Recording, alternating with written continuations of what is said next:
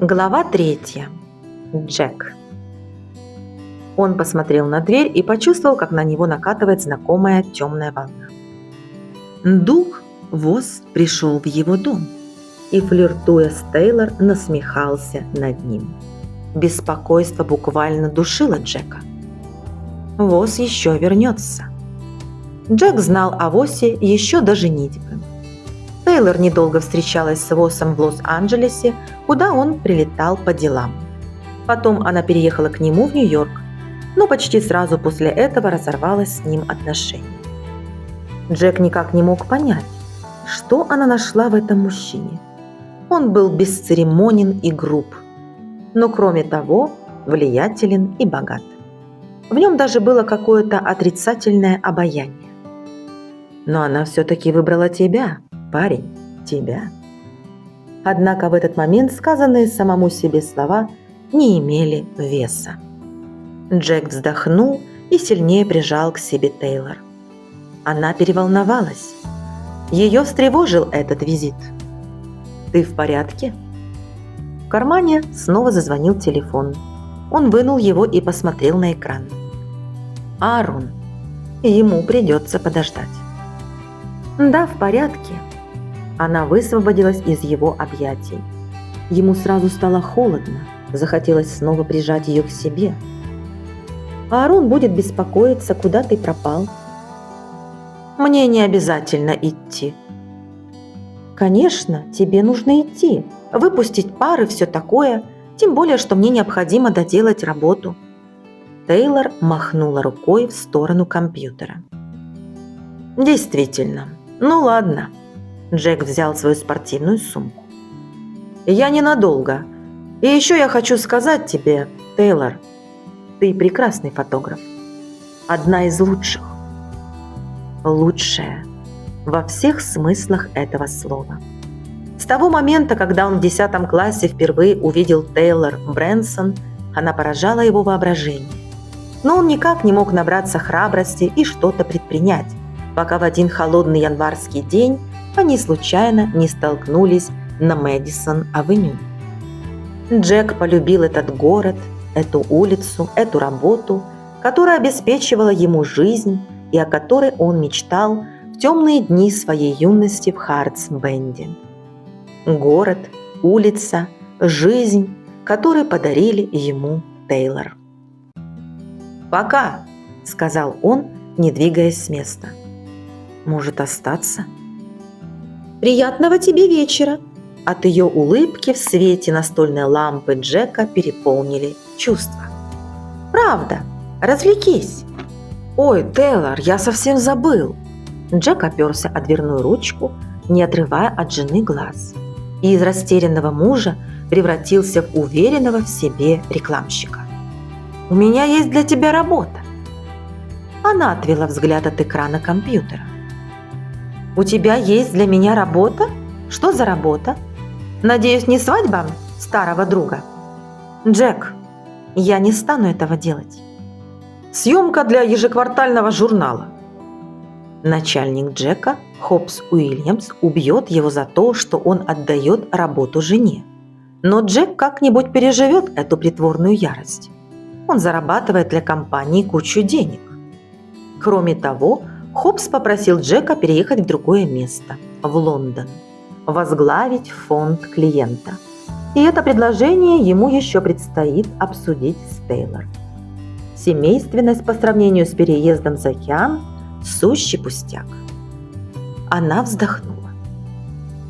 «Коммерческая съемка? Джек, это правда?»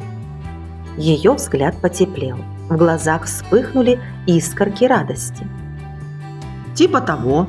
Это часть их нового бренда. На фоне всех этих рубрик типа «Сделай сам» и «Дизайн дома» у них появился интерес к архитектуре. Они уже проводят кампанию, и есть здание...» Джек не знал всех подробностей. Он просто случайно услышал разговор Хопса с издателем журнала Кэбботом Грейсоном. «Где-то...» Джек улыбнулся, решив сделать что-то действительно важное для жены. Пусть она знает, хотя он и не сумел сказать ей это словами, что верит в нее. Я разузнаю. И они хотят работать со мной? Они хотят сотрудничать с хорошим фотографом, и я предложил им тебя. Разве это преступление? Немного исказить правду ради любви. Он хотел стать ее героем. Он хотел, чтобы она не жалела о том, что выбрала его в мужья. Ему придется и для Хоббса придумать складную историю, которую он скормит ему утром. Но это вовсе не сложное дело. Несомненно, ради Джека и его молодой жены Уильямс согласится нарушить одно из своих правил. Действительно? И когда ты собираешься все разузнать? Сегодня вечером, как я сразу и сказал, как только пришел. И Лондон, нужно сказать ей про Лондон. У него на этой неделе презентация, и ему не хотелось ни о чем думать, пока она не пройдет идеально. Тем не менее, ложь давила на него. Если обман вскроется, у него будут неприятности и с боссом, и с женой. Снова на него накатила темная волна и разбилась о камни его души. Ничто хорошее в жизни Джека Форестера не задерживалось. Никогда. И это его работа с Хоббсом, и это его недавняя женитьба. Все это иллюзии. «Джек, я хотела бы закончить свою работу. Спасибо, что заботишься обо мне». Тейлор через комнату направилась к мужу. Свет из кухни коснулся ее, каштановых с рыжинкой волос. «Когда начинается эта работа?» Она поцеловала его, обняла за шею и всем телом прижалась к нему. «Я думаю, на следующей неделе». Джек зарылся лицом в ее длинные шелковистые волосы. «Я велю Петри сообщить это тебе и Аддисон по электронной почте». «Спасибо». На сердце стало легче. «А насчет нашего спора о домашнем хозяйстве и прочем, мы все уладим, Тейлор. Мы...» Снова зазвонил его телефон. Даже требовательнее, чем раньше, если такое возможно. Тейлор высвободилась из объятий мужа и вернулась на свое рабочее место. И Джеку снова стало холодно. «Иди, поговорим позже. Аарон будет в ярости». «Тейлор», открывая дверь, снова заговорил Джек. «О Дуге». «Не обращай внимания, Джек. Просто он любит добиваться своего». Джек кивнул. «Он очень убедительно это делает». «Что ты сказал, Джек?»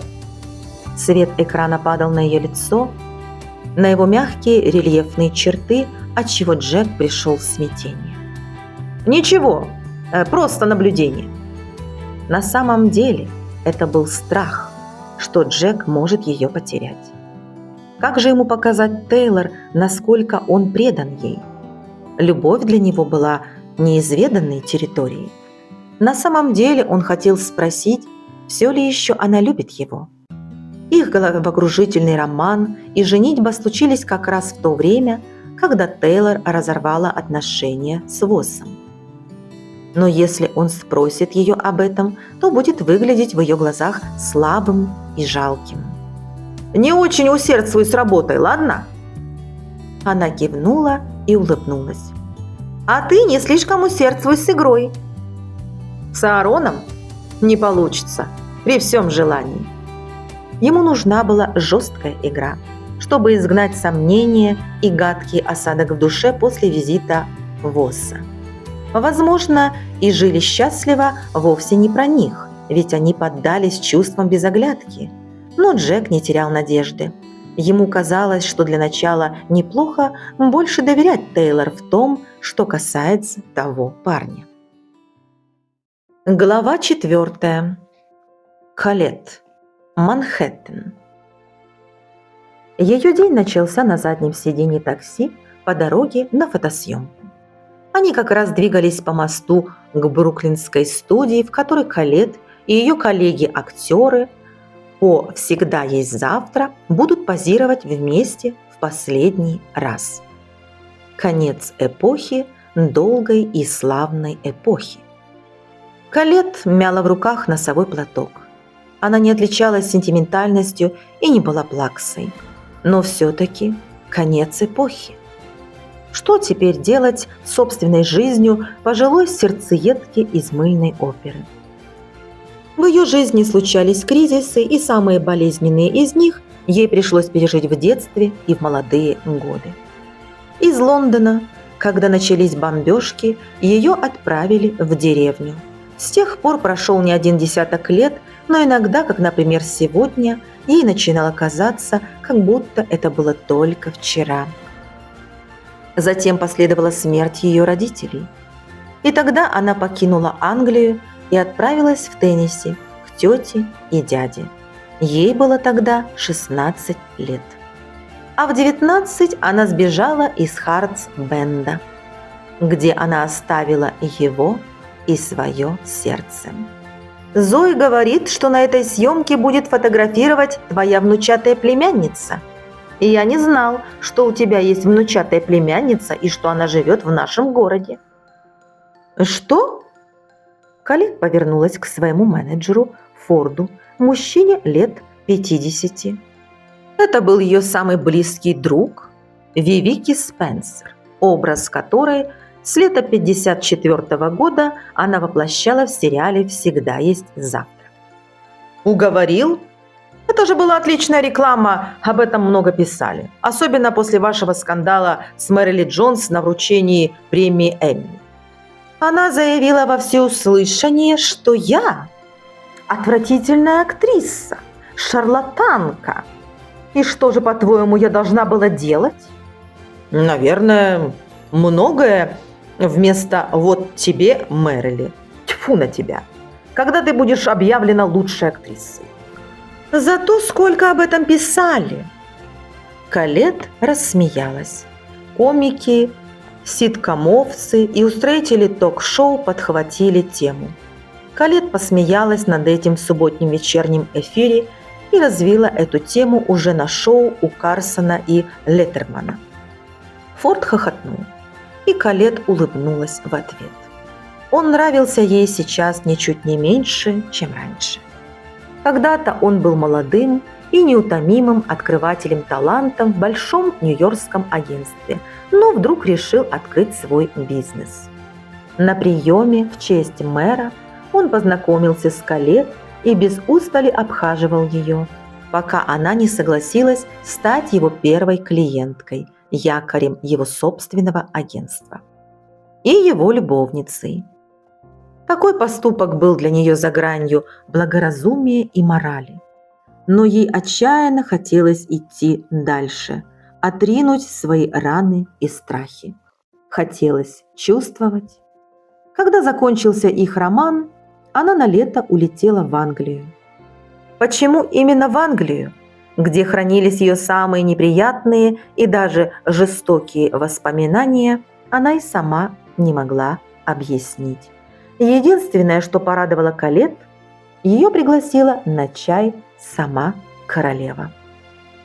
Колет сжимала в руках сумочку, эксклюзивное творение в ее честь популярного дизайнера Лучано Диаматия, который был влюблен в нее, но она его не любила. У нее были и другие мужчины, Спайс Китинг, старый друг из Хартс-Бенда, и тоже актер, а также Барт Маверик, ее партнер по «Всегда есть завтра». Все романы Колет рано или поздно заканчивались, потому что ее сердце принадлежало другому. В результате у нее были слава, богатство, друзья, знаменитости, награды, аплодисменты, почетные звания и пентхаус на Парк-авеню. На неровной дороге автомобиль покачивался из стороны в сторону. Колет смотрела в окно на Нью-Йорк. Совсем как на жизнь, если быть честной. Ей удалось оседлать карьеру, и она наблюдала в окно, как мимо пролетает жизнь. У нее были достижения, которым завидовал мир, но внутри гнездилась пустота. Более 60 лет она наполняла себя ерундой. суматохой шоу. Гордостью за то, что она одна из самых красивых женщин, а потом одна из самых старых актрис на телевидении. Ее карьера длилась очень долго. Запись последней звуковой дорожки заканчивалась месяц назад, и тогда ее дни стали длинными и тихими, одинокими. Только теперь она начала слышать стук собственного сердца, до такой степени отчетливый, что она стала бояться, как бы не сойти с ума. «Ты уже решилась писать книгу?» Слова Форда вернули ее к действительности. Такси снова дернулось, они двинулись вперед. Водитель выругался на арабском. Впереди одна из двух широких полос движения была перекрыта оранжевыми конусами. «Сериал закончился, и у тебя был целый месяц, чтобы насладиться свободой. Должен признаться, я не понимаю, почему ты не поехала в свой дом на Карибах. Но в любом случае ты уже отдохнула и можешь начать работу над книгой. Все последние 3 года я обещаю издателю рукопись». «Да, книга». Она согласилась на книгу, но лишь потому, что разозлилась на Пех, которая по причине своей болезни вдруг решила рассказать миру всю правду. Перечеркнуть 60 с лишним лет, словно их не было.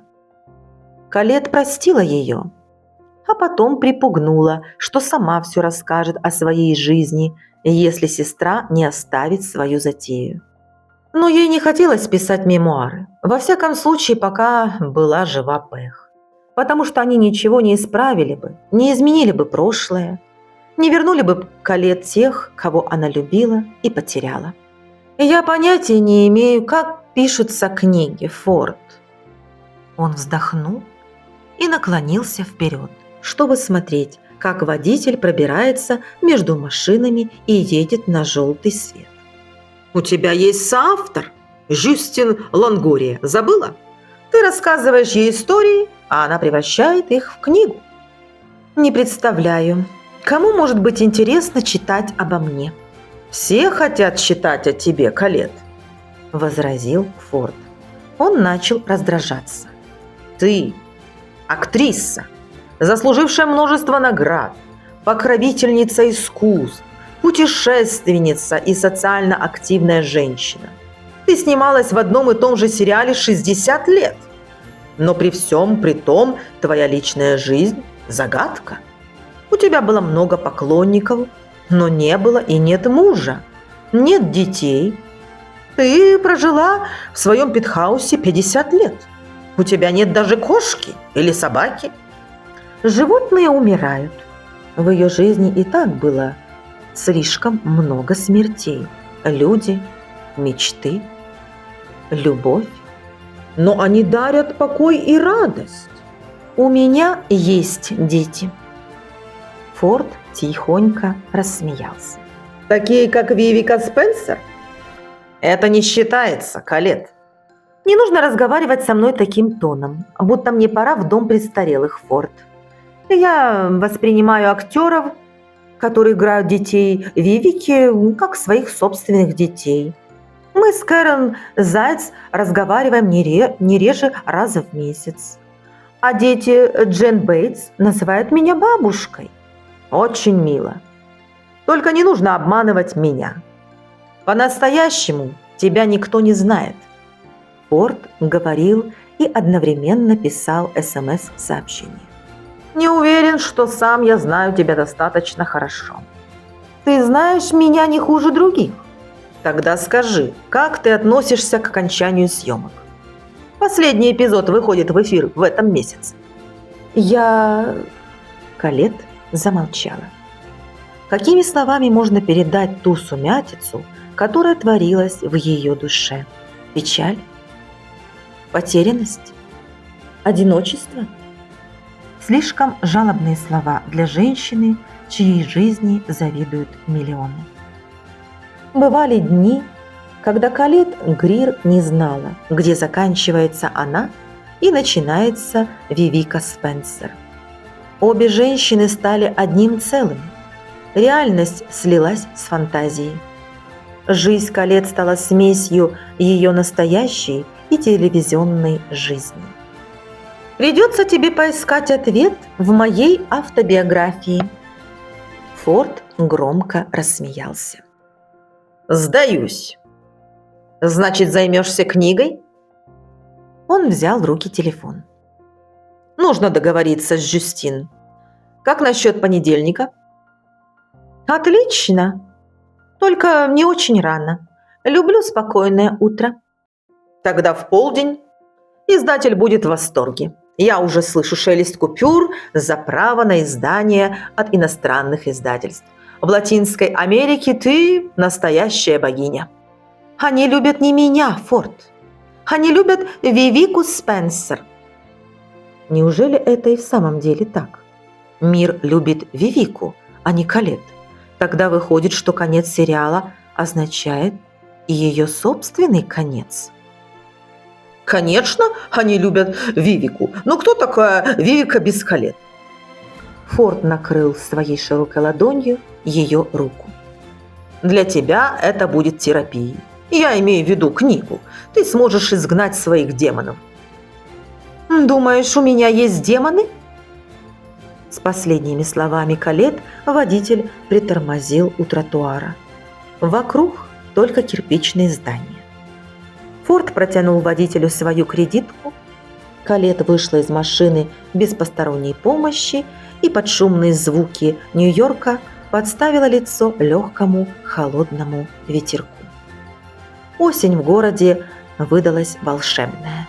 Загадочная энергия этого ветерка напомнила ей дни молодости, когда она вприпрыжку бегала по тротуарам, кувыркалась на лужайке и собирала золотые, красные и оранжевые листья для осеннего букета.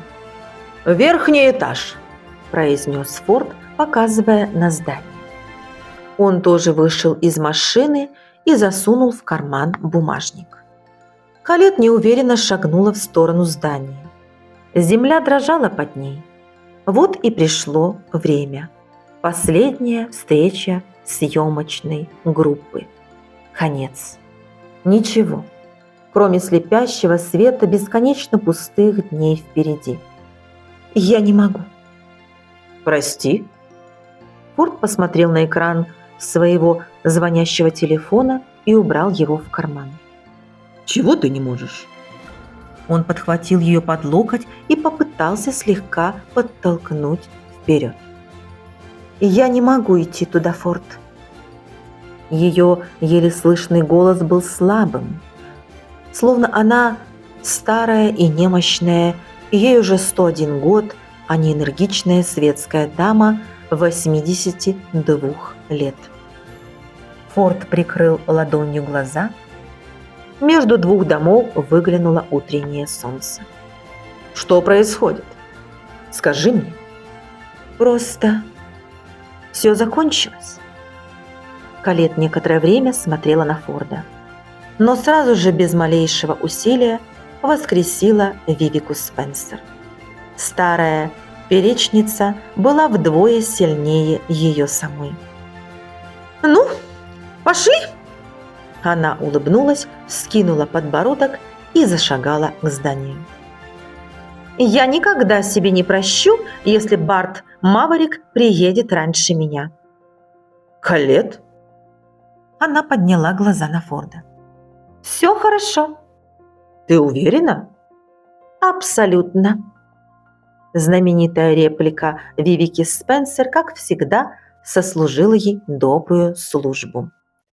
Форд повел Калет в ярко освещенную студию. Легкая ритмичная музыка создавала праздничную атмосферу. Мягкий тенор пел о том, как он счастлив.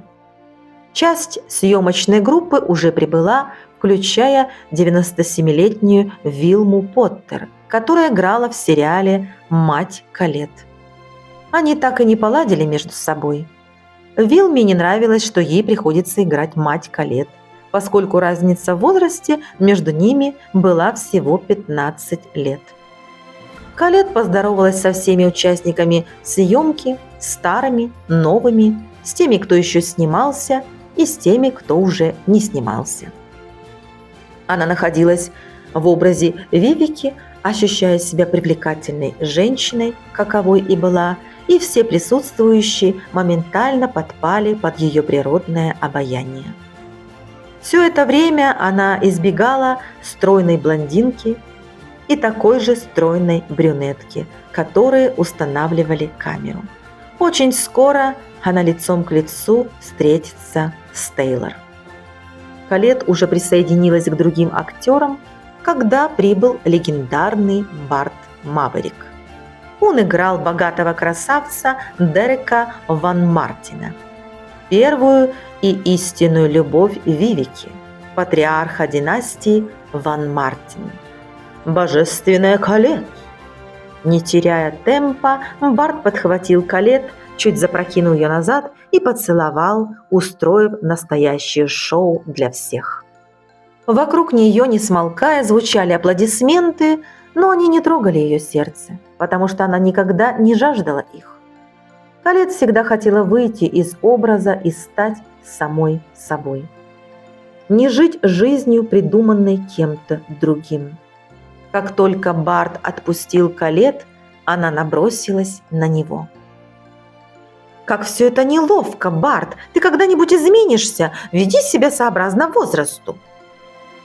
«А это и есть мой возраст!» – парировал он, подмигнув ей и повернулся к собравшимся. Какой же этот Барт обаятельный! Колетт вдруг поняла, что скучает по нему. Из-за проблем с сердцем он ушел из сериала еще в 90-е, после чего их сериал был уже не тот, во всяком случае для нее.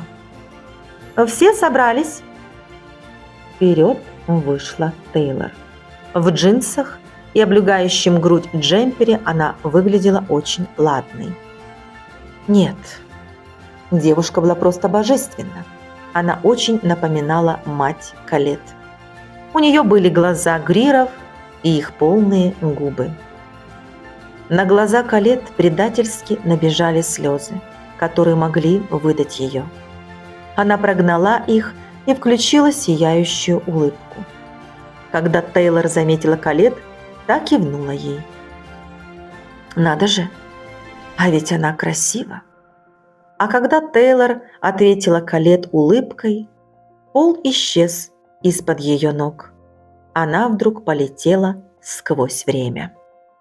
Вот, она стоит в их лондонском доме, на табурете у плиты и наблюдает, как мама готовит ужин. Мама смеется, и все вокруг заполняет густой бас отца. Он поет. Рождество у очага перед войной.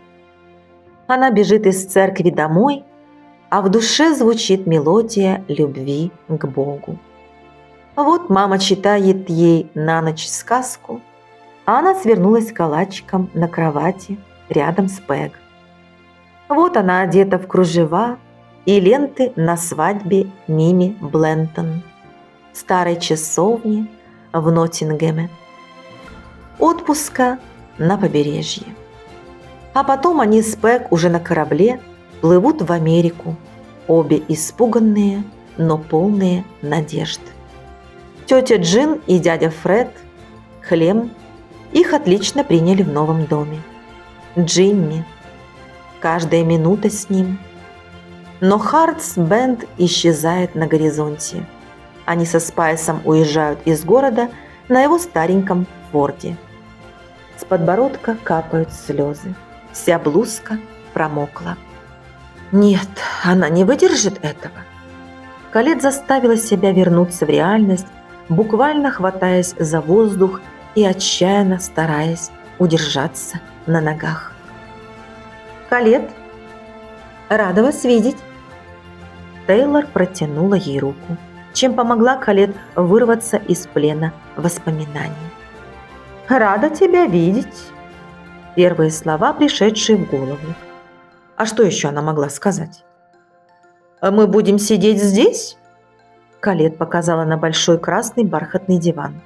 Она сама слышала, что звучит отстраненно, немного чванливо, но то был голос старинных стен. «Да, Если не возражаете. Колет, сюда, в центр. Тейлор усадила ее на диван. «Ну, конечно!» – прокомментировал Барт. «Колет, наше солнце, а мы ее луны!» «Умолкни и садись рядом со мной!» Колет похлопала по мягкому сиденью, стараясь не смотреть на Тейлор, чтобы сдержать бушующие в ней чувства. «Великолепно! Барт Маверик?» – спросила Тейлор, протягивая ему руку. «А я Тейлор Брэнсон». Она улыбнулась, и старик Барт был покорен. «Она все еще Брэнсон?» Колет оглядела Тейлор с головы до пят. Разве она не замужем? За каким-то рекламщиком, если память не изменяет. «Аддисон!» Тейлор подозвала к себе помощницу-брюнетку. «Давай ты всех рассадишь, а я пока проверю освещение». Наблюдая за Тейлор, Колет боролась с сожалениями, жаркой волной, всколыхнувшимися в ее груди. С тех пор, как весной 1951 года она приехала в Нью-Йорк, она ни разу не позволила себе оглянуться назад, в прошлое. Иначе боль сломала бы ее. На долю секунды прямо сейчас она вдруг поймала частицу правды. Работа всей ее жизни, ее достижения – ничто в сравнении с тем, кем она могла стать, кем должна была стать. И на эту мысль ее навела красавица Тейлор Брэнсон. Глава 5. Джимми. Хартс Бенд, Теннесси, 17 сентября 2015 года. Ну разве не странно все это? 2 раза за 1 неделю. Какой же поворот событий уготовил ему Господь?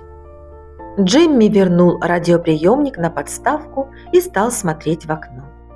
Его часовня, когда-то брошенная им, и вот стоящая одиноко и безмолвно уже 60 с лишним лет.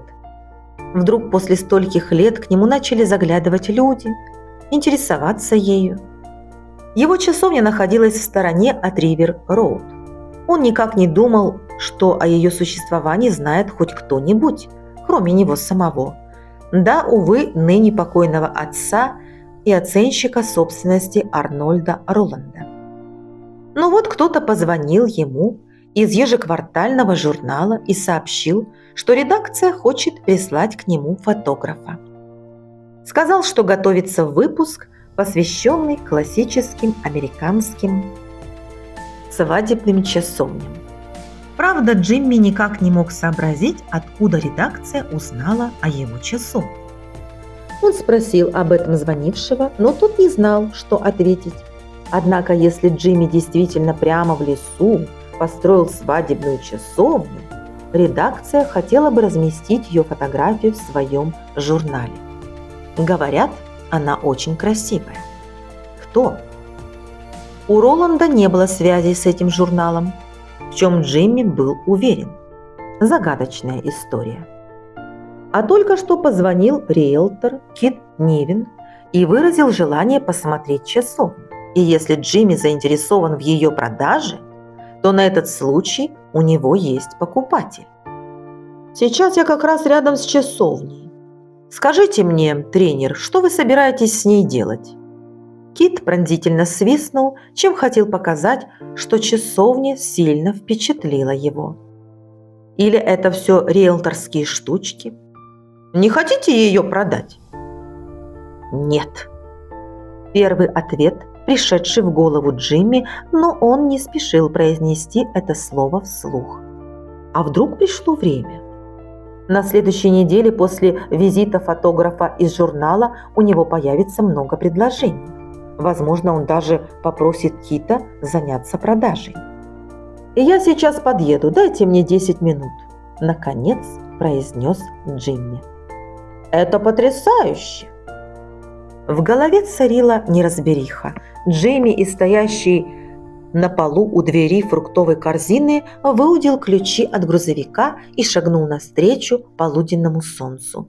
В середине сентября оно все еще было жарким. Теннесси всегда так. Под его жгучими лучами он провел более чем достаточно осенних дней, когда тренировал свою команду, воспитывая из мальчиков мужчин. Но в какой-то день Господь вдруг переключал рубильник. Температура начинала падать, деревья окрашивались в божественно прекрасные тона, и к радости тренера начинался футбольный сезон. Ему очень не хватало тех дней, когда его жизнь обретала смысл. Но 9 лет назад, как только ему исполнилось 74 года, он услышал звоночек и понял, что пора передавать бразды правления футбольной командой средней школы более молодому человеку. Том Мейерс неплохо справлялся с тренерской работой. Правда, команда еще не вышла на национальный уровень, но теперь это сделать сложнее, нежели во времена Джимми. Пока Джимми шел к грузовику, его мысли от футбола вернулись к часовне и предложению Кита. Он был еще мальчишкой, этот риэлтор, и неплохим человеком, насколько можно судить. Его отец когда-то играл в команде победителей, которую тренировал Джимми. Устроившись за рулем, он включил мотор и немного помедлил. Его старая часовня. Вот досада. Он забыл ключи от часовни. Не выключая двигатель, тренер вернулся в дом, прошел через кухню в гостиную и направился к лестнице. Наверху в своей комнате он открыл ведущую на чердак узкую дверь и поднялся туда. На чердаке Джимми наклонился и принялся в полумраке шарить по полу рукой, пока не нащупал небольшую шкатулку из кедра. Он открыл ее, и запах дерева пробудил в нем воспоминания. «Что ты собираешься делать с этим местом?» Отец прошел за Джимми в его комнату, не желая оставлять его в покое. «Запру на ключ». «После всех тяжких трудов, Джимми, пусть часовня приносит пользу». «Нет, я ее запру. Ты же не позволишь мне просто так сжечь ее». Джимми рылся в комоде в поисках чего-то, в чем можно хранить ключи. Наконец он обнаружил запылившуюся шкатулку из кедра, которую сделал в воскресной школе целую вечность тому назад. Открыл ее и сунул в нее ключ. «Ты не всегда будешь так относиться к ней», – заметил отец. «Она еще может вернуться». «Да? А мама вернулась?» Это был удар ниже пояса, продиктованный гневом. «А что я тебе говорил? Не будь как я. Продолжай жить. Найди себе другую девушку». Отец направился к двери. Его широкие сильные плечи сутулились под грузом нелегкого разговора. «Только обещай мне не выбрасывать ключ». Он говорил вовсе не об этой железке, кедровой шкатулке. Джейми прекрасно это понимал. Он упал на кровать, вытянулся на ней, закинув руки за голову и кивнул. «Не выброшу. Я не выброшу ключ». Возвращая шкатулку на место, Джимми стряхнул с себя воспоминания. Но ключ он все-таки выбросил от своего сердца. А вот ключ от часовни остался. Джимми не нарушил своего обещания, но и ее не простил. Он сжал в кулаке ключ. «Прости меня, папа». Он скучал по отцу даже в свои 83 года. Зато сегодня часовне представилась возможность, которой у нее никогда не было. Джимми собрался передать от нее ключ и тем самым подарить ей жизнь. Для его сердца все было слишком поздно, а для часовни нет, как и для его мечты. Только хватит ли у него храбрости сделать этот шаг? Джимми сам не узнает ответа на этот вопрос, пока не откроет дверь часовни и впервые за многие годы не шагнет в свое прошлое. С этими мыслями Джимми покинул свой дом. У него появилась цель. Наверное, вмешалось провидение, отвечая на безмолвную молитву его сердца. Он медленно ехал по улице. Уже появились первые признаки осени, слегка подкрасив зелень холмов. Джимми высунул локоть в открытое окно и почувствовал слабый запах горящего дерева. Что-то изменилось. Отчего ему вдруг сильно захотелось чего-то, что он не мог ни видеть, ни осязать. Свернув в Данбар-стрит на Ривер-роуд, Джимми проехал на север всего 3 мили. Вдоль холмов буквально за ночь развернулась еще одна стройка. Харт-Бенд сильно изменился за последние годы, как и столица штата, город Нашвилл. Границы города на северо-западе энергично расширялись, и пологие холмы, где когда-то Джимми любил побродить вдоль реки Камберленд, обрастали все новыми домами. Джимми так давно жил здесь, что воспринимал эти места как нечто глубоко личное. В свое время он хотел, чтобы отец купил землю, прилегающую к их дому. Он даже скопил денег и приобрел первый участок, но Райс Форестер старший скупил все остальные. Теперь его сын, прохвост Райс Форестер младший, продавал их всем желающим. Поговаривали, что дела его плохи. За 20 лет он растранжирил все состояние семьи, не говоря уже о том, что сам был подлецом. А то, что он сделал со своим сыном, Джеком. Не выпуская руль, Джимми удобнее устроился на сиденье. За 45 лет службы ему доводилось тренировать сотни мальчишек, но Джек Форестер всегда был для него особенным. Джимми начал работать с ним уже в самом конце своей карьеры. Парнишка очень старался, жестко играл, усердно учился, но по злой иронии судьбы его раз за разом перекидывали из одной приемной семьи в другую, а его отец смотрел на это и ничего не предпринимал.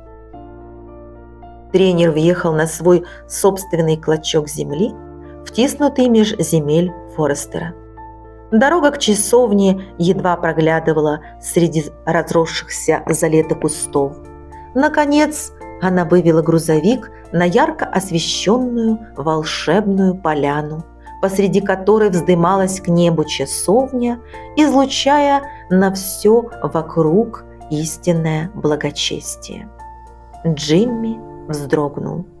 Она, часовня, была прекрасна, как и та, которая вдохновляла его на строительство этого шедевра.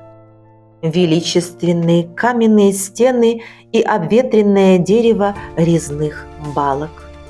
Купол часовни свободно впускал внутрь солнечный свет, и окна тоже впускали его в это довольно просторное помещение.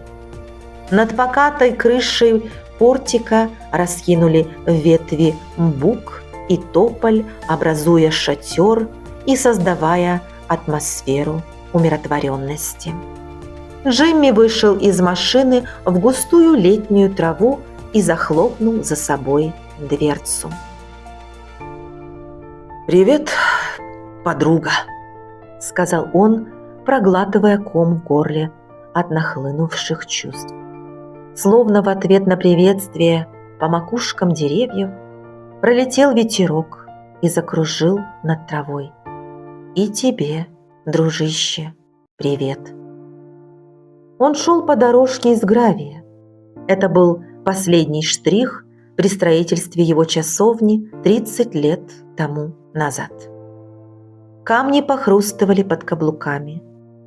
Когда-то он приходил сюда раз в год, чтобы убедиться в том, что часовня цела и невредима. Но затем год превратился в 2 в 3. На этот раз, насколько помнил Джимми, он не был здесь лет 6 или 7. В тот год он пришел сюда только за тем, чтобы бросить на нее взгляд и попрощаться с ней. Он нанял Эндрю в Оттаву, чтобы тот привел в порядок территорию вокруг часовни. Не более того. Теперь, увидев, какой со временем она стала красивой, он пожалел, что так долго здесь не бывал. Джимми вошел в миниатюрный портик и прижал ладонь к прогретому солнцем серому камню. Часовня стала частью его самого.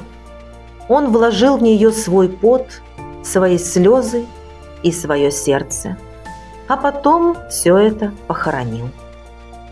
Когда-то он видел в ней только памятник собственной скорби. Он даже собирался сжечь ее дотла, но тогда вмешался его отец. «Примирись, сын, заверши то, что начал». Он завершил строительство, но так и не сумел примириться. Напротив, долгие годы он цеплялся за свой гнев и, как голодного медведя, вскармливал свою горечь, пока не проснулся однажды утром, не посмотрел на себя в зеркало и не понял, что он не такой человек, каким хотел стать. Мало того, он никогда даже не пытался стать таким, каким ему хотелось быть. Джимми, кажется, находил удовольствие в том, что превратился в жесткого тренера-победителя и старого холостяка. Правда, радость его была какой-то извращенной. А 4 месяца назад умерла Пэг Брэнсон, что пробудило в нем былую религиозность. Он понял, что уже старик и надеется попасть в рай, но ничего для этого не делает. С тех пор он стал прихожанином церкви «Благодать», даже умудрился полностью прочесть Новый Завет. Иисус много говорил об опасности уныния. Похороны Пэг пробудили в Джимми кое-что еще. Желание примириться с ее сестрой Колетт. Он высматривал ее в переполненной церкви, думая, что она придет попрощаться с сестрой. Но, увы, она только прислала большой букет цветов. Между сестрами стала огромная обида. Правда, Джимми так и не понял, почему. Ему хватало своих обид. Мистер Ветсбрук, тренер. К нему пришел, размахивая рукой, Кит Нивен. С ним была темнокожая женщина. Джимми так глубоко погрузился в свои воспоминания, что даже не слышал, как к часовне подъехала машина риэлтора. «Это место! Чудо!» Кит на удивление сильно пожал Джимми руку. «Это моя помощница Лиза Мари. Послушайте, Джимми, когда вы купили эту землю? Я даже не знал, что эта часовня существует». «Приятно познакомиться». Джимми пожал руку Лизе Мари, не обращая внимания на Кита. Она была симпатичной, в ее глазах он увидел ум и задор. «Мистер Ветсбрук», – заговорила она, – «это невероятная часовня». «Спасибо». «Вы строили ее сами?» Кит откинул полы пиджака и засунул пальцы за ремень брюк. «Я буквально сражен!» Заложил фундамент летом 49-го, сразу после окончания средней школы. Кит присвистнул. Если он хотел понравиться Джимми, то он был на верном пути. Старый тренер симпатизировал каждому, кому нравилась его часовня. «А почему летом 49-го? Что вас вдохновило?» На самом деле фотография. И девушка на ней. Но Джимми не стал распространяться о своих чувствах. «У меня в школе были уроки черчения. Там я и сделал чертеж этой свадебной часовни». «Так это свадебная часовня?» – уточнила, толкая Кита в плечо, Лиза Мари. Я же тебе говорила. Кит с прищуром посмотрел на Джимми. А почему свадебная часовня? Потому что... А как ее зовут? Поинтересовалась Лиза Мари. Джимми прочистил горло. Зовут? Девушку, которая вдохновила парня из средней школы спроектировать свадебную часовню. Значит, он не так уж хорошо притворяется. Что такое? Между Джимми и Лизой Мари втиснулся Кит. Тут замешана девушка? Я же сказал, что меня вдохновила фотография. Теперь пришел черед Джимми засовывать пальцы за ремень. Его он носил последние 36 лет. Наверное, этот ремень старше, нежели молокосос Кит. «А что делает ее свадебной?» Задала прямой вопрос Лиза Мари. «Почему не просто часовня?» «Потому что я сказал, что это свадебная часовня». Джимми вскинул подбородок. Разговор окончен. Наверное, это было неподходящее место для встречи с Китом. Когда Джимми проектировал часовню, это был не просто строительный проект, это был проект всей его жизни, который включал ее. Потому что он любил Колет Грир больше, чем самого себя.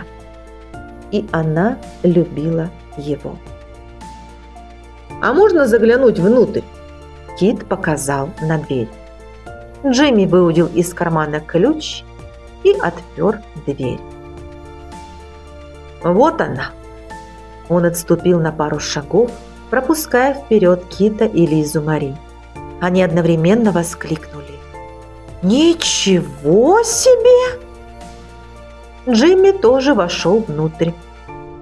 Его душили чувства. Ему казалось, что он приводил ее сюда только вчера. Тогда падал снег. Мир был белым и безмолвным, и этот мир существовал только для них одних. Лиза Мари с телефоном в руке повернулась к Джимми. «Вы не против, если я сделаю пару фотографий?» Джимми кивнул. Если он собирался продать часовню, лучше уступить. Пусть делают свое дело. «Тонкая работа!» Лиза Мари нацелилась на сводчатый потолок. Потом принялась снимать деталь за деталью каменные стены и облицованный плиткой пол. «Вы сами резали камень?» Джимми кивнул на краешек стены, который был виден из крошечного вестибюля. «Да, а еще укладывал его. С радостью». «Фантастика!» Кит остановился под витражом, изображающим Иисуса Христа на свадьбе в Кане Галилейской. «Где вы его взяли?» «В старой церкви в Нашвилле. Витраж сняли при ее реконструкции после Второй мировой войны». Кит по привычке присвистнул, пытаясь, пожалуй, даже чересчур произвести впечатление на Джимми. А Джимми опустился на стоящую справа скамью, потер свое больное колено и медленно выдохнул. Сквозь купол на пол часовни лился мощный поток света. В свободном пространстве бегали солнечные зайчики. «Тренер, что вы собирались здесь делать?» «Жениться на своей девушке». Как только эта мысль промелькнула в его мозгу, он услышал это. Гулкие ритмичные удары. Бух, бух, как сердцебиение. Такие сильные, такие четкие. Джимми вцепился за спинку стоящей впереди скамьи и попытался вдохнуть в себя воздух. «Тренер, с вами все в порядке?» Джимми кивнул, поднялся и направился к выходу. Барабанная дробь. Раскатистое бух, бух. Ему нужно скорее отсюда выбираться, бежать, куда глаза глядят. Как такое возможно? Этот звук после стольких лет. «Джимми! Мистер Вестбрук!» За его спиной все громче звучал голос Лизы Мари. Впервые он услышал этот звук 60 лет назад, когда Пег зашла к нему со своим мальчиком на руках. Ему показалось, что он попал в фильм ужасов «Зло». Не думай об этом. Или у него случился приступ застарелого военного невроза. Тогда прошло всего 2 года после его возвращения из Кореи. Но этот звук был реальным. Слишком реальным, слишком близким. Он отдавался в груди и в ушах. Джимми не мог объяснить, почему, но этот звук нес жизнь, а не смерть. Этот звук, откуда он бы ни исходил, дарил ему надежду. Только эта надежда ничего в себе не несла, кроме подозрения, что он уже близок к сумасшествию. Джимми был в Корее, видел перед собой вражеские орудия, но ничто не пугало его больше, чем стук живого сердца. Насколько он помнил, он не слышал этот звук с того самого дня, проведенного с Пег. И вот он снова его слышит через 60 лет. Оказавшись снаружи, Джимми жадно ловил воздух ртом. С ума сойти! Он уже слишком стар для подобных переделок. Кит и Лиза Мари нагнали его во дворе. «Тренер? Она ваша, если хотите ее купить». Время пришло. В 83 года нужно избавляться от неуверенности в себе, от навязчивых детских мечтаний и этого звука. Он, тренер Вестбрук, станет вконец ненормальным глупым стариком, если не отпустит ее. «Да, мы хотим ее купить». В груди появилась тяжесть. «А какие у вас на нее планы?» Лиза Мари оглянулась. «Я не заметила электропроводки. Ее там нет. Предполагается освещение свечами и фонарями». «Подумать только!» – вздохнула она и улыбнулась Киту, а затем Джимми. «Мне еще не доводилось видеть столь романтичного места. Кит, мы сможем его продать?» «Тренер, на следующей неделе мы можем выставить ее на продажу». Кит наклонился вперед, вторгаясь в личное пространство Джимми, и тот с осторожностью его отстранил. «Пока не спешите. Дайте мне все обдумать». Возможно, продажа – это не так здорово, как ему показалось на миг. «Давайте это обсудим. Сколько времени вам нужно для принятия решения?» Кит сложил руки на груди, отступил назад и принялся ждать ответа. Джимми сунул руки в карманы и обошел эту энергичную парочку, чтобы остаться один на один со своей старушкой-часовней. Это было священное место для причащения и надежды. Вот она, безмолвная, отвергнутая, свадебная часовня, в которой никто никогда не венчался. Во всяком случае, по-настоящему. Была только одна ночь Скалет перед ее отправкой, когда... Джимми застонал, отгоняя воспоминания. Может, все это изначально было чересчур романтично? Уже тогда, когда он только задумал строить часовню. Но как забыть все те часы, которые он проводил с молотком, обрабатывая камень? Золотисто-алые летние закаты, когда он приходил сюда с кофе в термосе, размахивая пакетом с пончиками, а сердце переполняли мечты. Среди деревьев, прячась в тени, жила память о голосах, низком смехе отца, веселой болтовне Клема, лучшего друга, какого только можно пожелать. Как же он по нему скучает, по Клему! Только все оказалось напрасно. Суета, сует. Джимми повернулся к Киту. «Я уже все решил». «Хорошо, давайте выставим ее на продажу». «Сделано». Он это сказал. Сказал вслух. С его стороны это пока всего лишь устный договор. Лиза Мари резко взметнула сжатую в кулак ладонь, а Кит белозубо улыбнулся.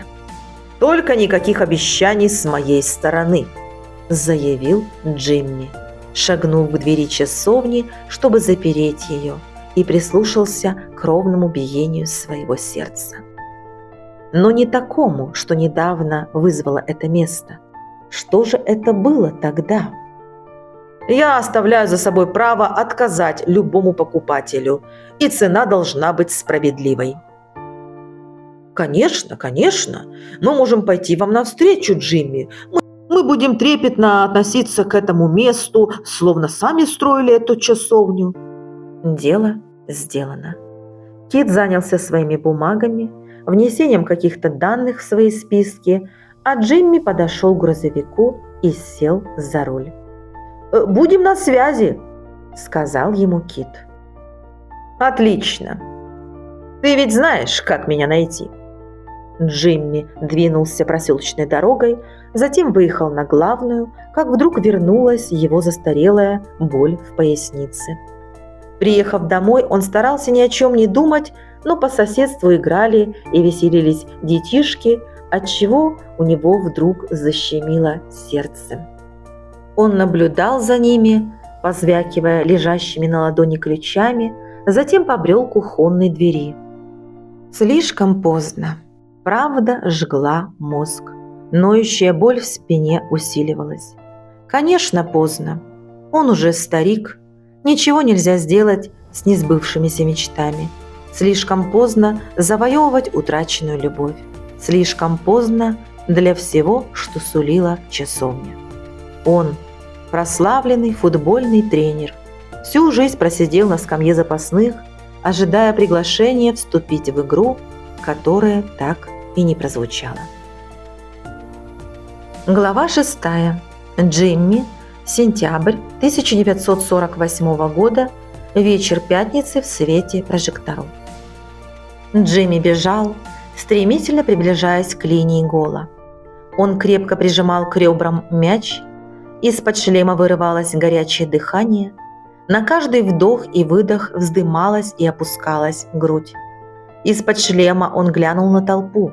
Все вскочили на ноги и размахивали руками, но за громким стуком собственного сердца их криков не было слышно. Еще через 2 шага Джимми решил оглянуться, ожидая, что защитник Болтон у него на хвосте. Но нет, он один несется по центру поля, защитника нигде не видно. Ха-ха! Джимми рванул быстрее, увеличивая длину шага, и... Тачдаун! Рев толпы пронизал его тело. 200 вольт живого электричества. Как Джимми это любил. Сделав подачу, он скинул руки и издал мощный воинственный вопль. «Ракеты! Вперед!» Сзади последовал сваливший его на землю удар. Джимми едва расслышал голос Клема, прежде чем оказаться под грудой тел товарищей по команде. Они стучали по его шлему и наплечникам, орали и смеялись. Он сделал это, заработал очки и принес команде победу, когда до конца матча оставалось 10 секунд. И это магия света прожекторов и вечера пятницы. Пусть все это длится вечно.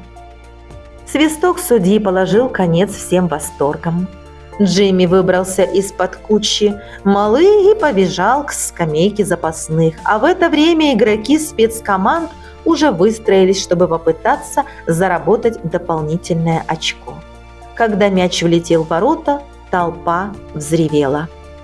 Тренер Уилмер, проходя мимо Джимми, похлопал его по шлему. «Молодец, сынок! Защита! Пошли! Попридержите эти жалкие 10 секунд. Сможете?» Сняв шлем, Джимми стал разглядывать трибуны, отыскивая отца. Это была одна из причин, почему он любил футбол. Спортивная игра сближала его с отцом. Отец был довольно молчаливым человеком, но тот факт, что он никогда не пропускал матчи сына, говорил сам за себя. Джимми высмотрел отца в середине трибуны. Он стоял, засунув руки в карманы брюк. Из-под полей фетровой шляпы тянулся сигаретный дымок. Заметив на себе взгляд сына, отец кивнул.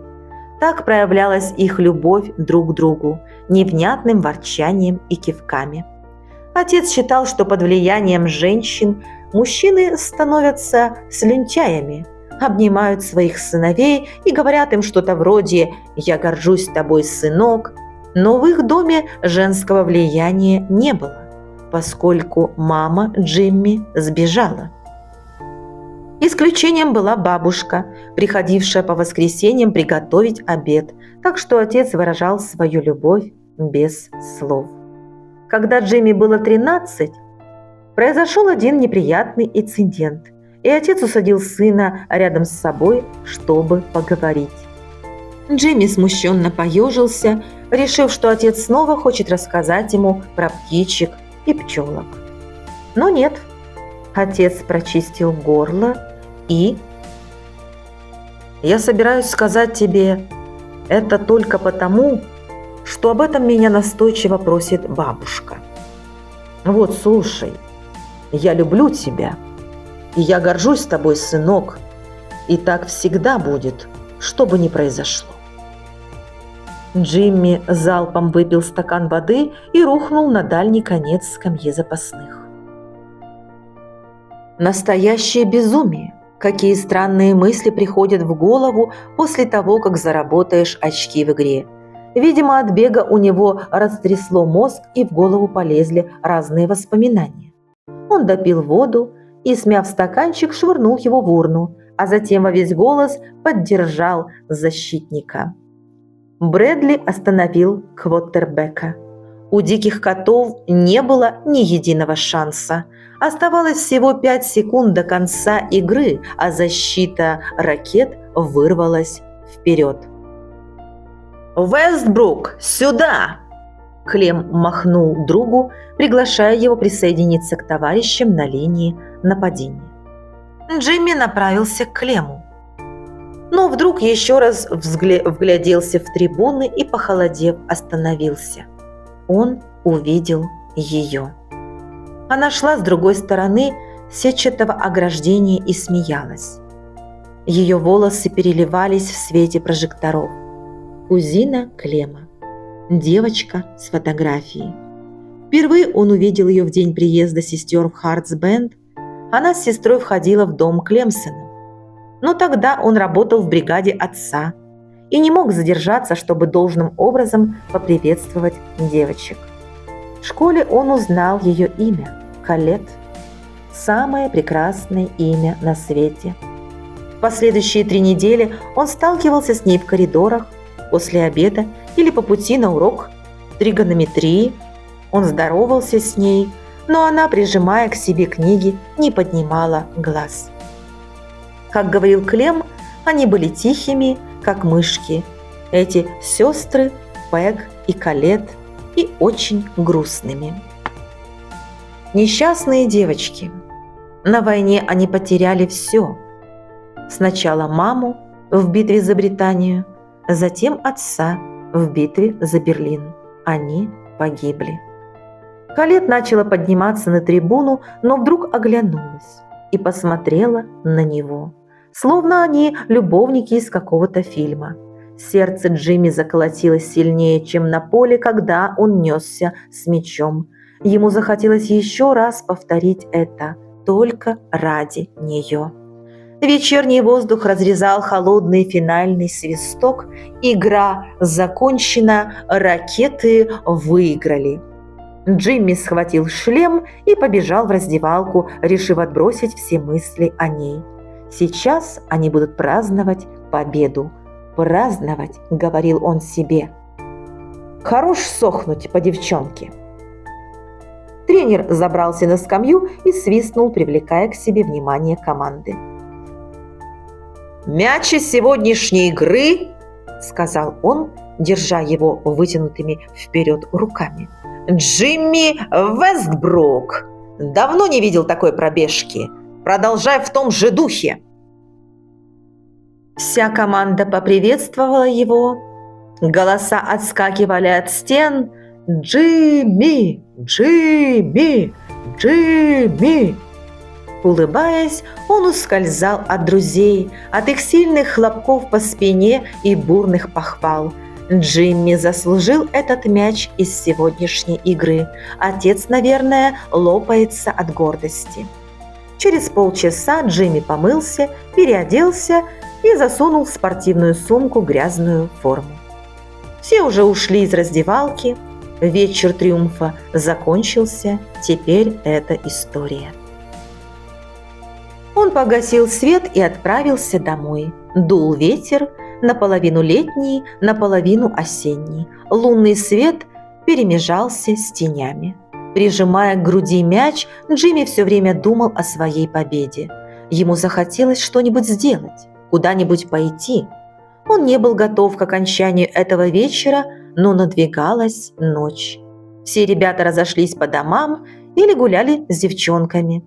Почти у всех его друзей были мамы и папы, братья и сестры. Наверное, сейчас, приготовив огромную миску попкорна, они собираются смотреть телевикторину «Сорви банк».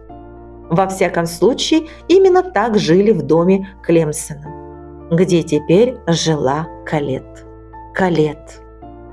Колетт. Он непрестанно повторял про себя ее имя, потом стал произносить его вслух, очень тихо и по слогам. Колетт. Ее имя было так же красиво, как она сама. Возможно, они отпразднуют успех с отцом, погрызут орешки, послушают радио. Отец еще не решился на покупку телевизора. Зачем нам нужен в доме этот шум? 1 миля до дома, миля до того, чтобы пережить тот миг еще раз. Джимми знал, что будет помнить этот миг всю жизнь, и ему захотелось испытать его снова.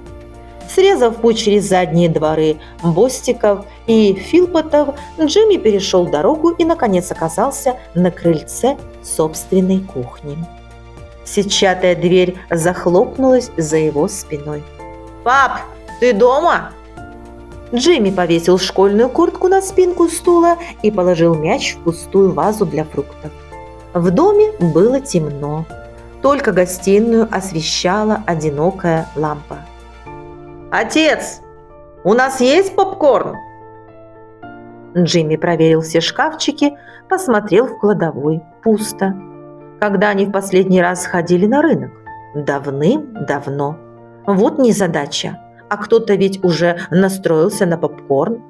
Он взял в руки мяч, чтобы показать его отцу, но когда подошел к нему, тот крепко спал, сидя в кресле и прижимая к груди открытую книгу. Джимми осторожно похлопал отца по ноге. «Ты растянешь себе шею, если будешь спать сидя, папа». «Что?»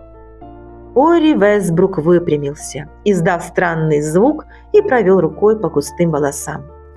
«Привет, сынок!» Джимми не был уверен в своей правоте, но считал отца красивым, возможно, даже красавчиком, как Джон Гарфилд.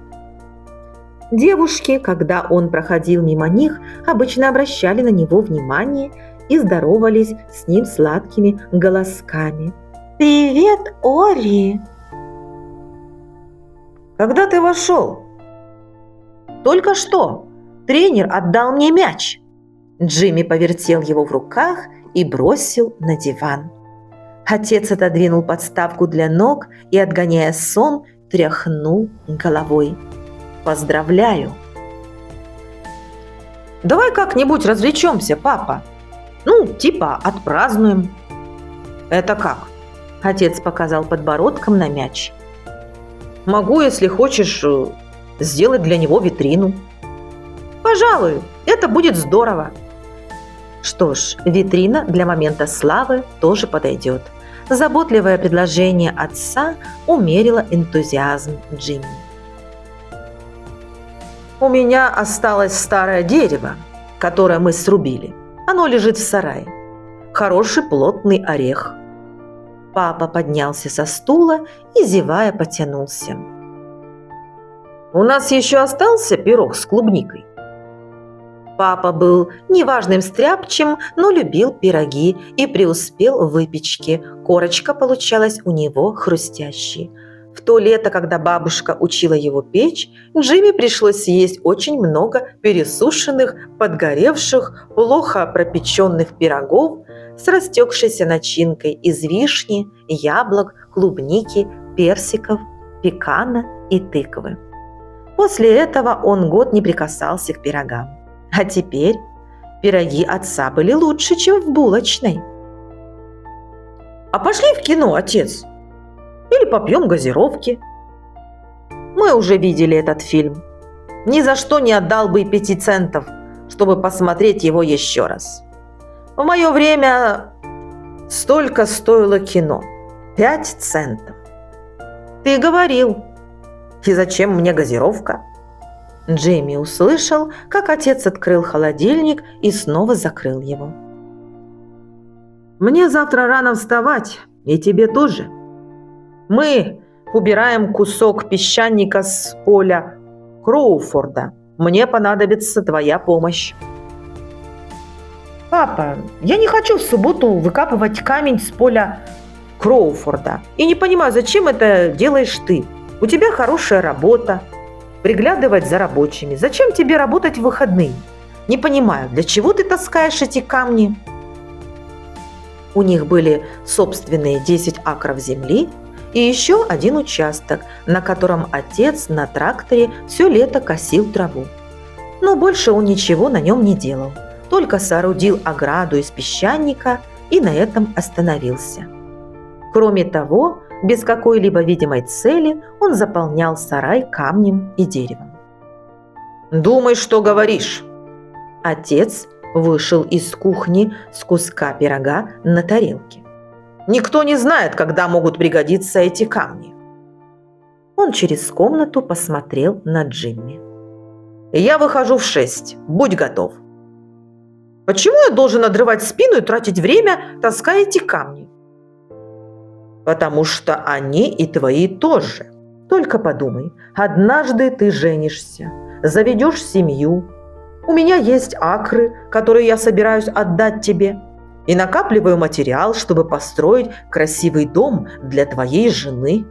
Я экономлю тебе кучу денег. Вот поэтому, если, конечно, ты не отпугнешь всех девушек дурным запахом». Отец поднял брови и сморщил нос. «Не надо, я принял душ после игры». «Все равно ты должен быть готов в 6 утра. Я куплю тебе завтрак в Элла». Еда, конечно, не лучший мотиватор, но все же. «Тогда возьми двойной бекон», – сказал Джимми и подошел к окну. Отец доедал пирог. Джимми отодвинул мячом занавеску и посмотрел в сторону дома Клемсонов. Через 3 широких улицы жила девочка, вид которой заставлял трепетать его сердце. Не исключено, что сейчас она сидит на диване рядом с другим парнем. Его охватило пламя ревности, сжигая остатки самоуверенности футбольного героя. Колет была единственной девочкой, способной отвлечь его на уроки математики, но он никак не мог собраться с духом и заговорить с ней. Только привет и пока. Ему необходимо набраться смелости, иначе он может остаться старым холостяком, как его отец. После того, как сбежала его жена, он не желал смотреть на женщин. Джимми не звал ее мамой, потому что она ею не была.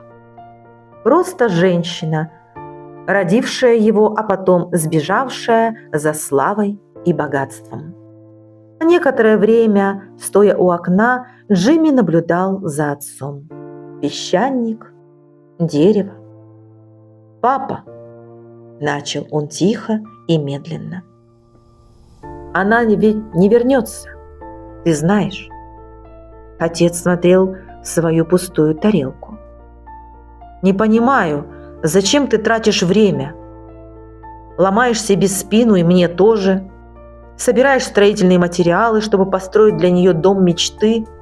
Ведь ее нет с нами уже 12 лет. А если бы она вернулась, думаешь, мы захотели бы принять ее?» Джимми был уверен в своей правоте. От одной мысли о ее возвращении все внутри переворачивалось. «А мисс Джексон из банка? Она пошла бы с тобой на свидание, если бы ты...» «Предупреждаю тебя, Джеймс Аллен!» Отец использовал полное имя, чтобы поставить на место дерзкого сына. До этого момента он так никогда не говорил. «Тебе 16, но я все равно, если нужно, могу тебя выпороть». Отец снова исчез на кухне. Судя по звуку, он бросил свою тарелку в фаянсовую раковину. «Не порти свой славный вечер, дерзя мне. Твой дед на моем месте давно бы размазал тебя по стенке». «Я вовсе не хотел тебя обидеть». Джимми прислонился к стене. Он не мог с собой справиться. Ему хотелось двигаться, что-то делать. Нет, на самом деле ему хотелось оказаться рядом с Колетт, а не с отцом в темной комнате. Во всяком случае, не сегодня. «Можно я схожу к Клему?» Если в день своего триумфа он не сумеет заговорить с Колетт, он не сделает этого никогда. Ребята собираются у него после игры. Джимми тоже бывал там несколько раз, но ему не нравилось оставлять отца одного в вечер пятницы, слушающим по радиоприемнику задушевные песни о любви в исполнении Фрэнка Синатры или Бинга Кросби. Слишком жалостливые, по мнению Джимми. Отец любил баллады, но романтические отношения не заводил. «А Фред и Джин дома?» – поинтересовался отец, начиная подниматься по лестнице. «А где еще им быть?» Приглаживая на ходу волосы, Джимми направился на кухню за своей курткой. Мяч по-прежнему был с ним. «Думаешь, они оставили бы Клема одного? С бандой футболистов?» «Думаю, нет».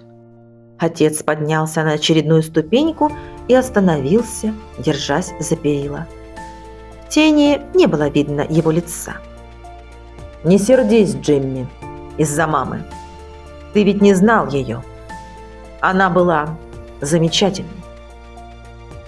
Она нас бросила. Как же она может быть замечательной?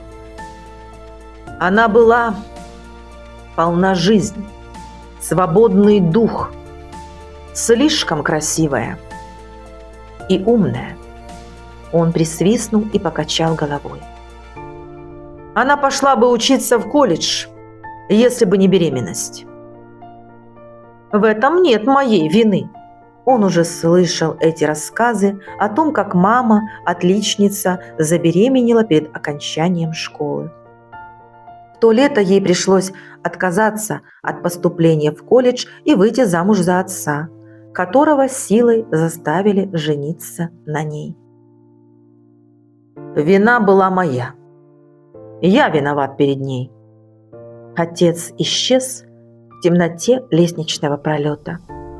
Он не стал, поднявшись, зажигать в коридоре свет. Джимми было все равно, кто виноват. Хотя у него еще не было опыта в любви, но он точно знал, что в этом деле нужны два человека. И то, что сделала Вера, было неправильно. Она уехала, сломав отца и бросив Джимми. А отец во всем винил себя, и бремя вины заставляло его тянуть свою лямку, работать и жить. Больше ничего. Он стал стариком в 35 лет. Но Джимми не хотел становиться стариком, тем более в 16. Он выскочил из кухни и побежал к дому Клема. Сегодня его ночь. Он собирается отметить победу, заговорив с Колетт.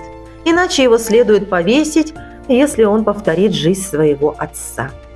Он не будет ждать женщину, которая никогда не вернется.